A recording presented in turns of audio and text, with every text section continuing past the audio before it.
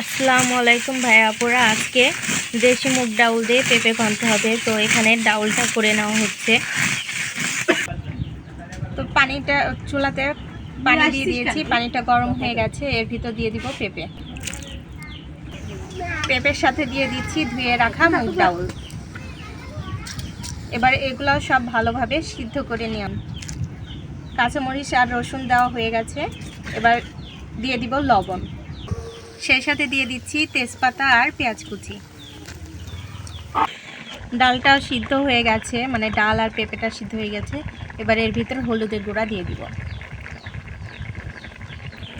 এবার দিয়ে দিব জিরা বাটা।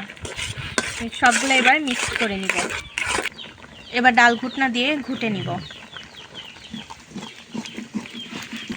আমরা গ্রামের মানুষ কিন্তু এভাবেই নারিকেলের মালা দিয়ে ডাল ঘুটনা তৈরি করে এভাবেই কিন্তু মানে শাক ঘন্ট করি, ডাল ঘন্ট করি।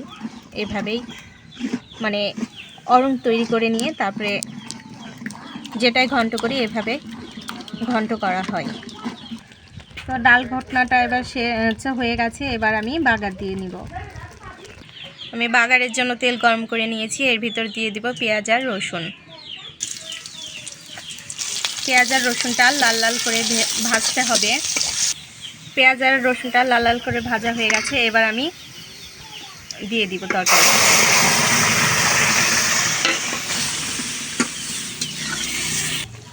তরকারিটা হয়ে গেছে, এবার নামিয়ে নিব। এটাই হচ্ছে ডাল আর মুগ ডাল আর পেঁপের ফাইনাল লুক। তো সবাই ভালো থাকবে, সুস্থ থাকবে। আল্লাহ হাফেজ।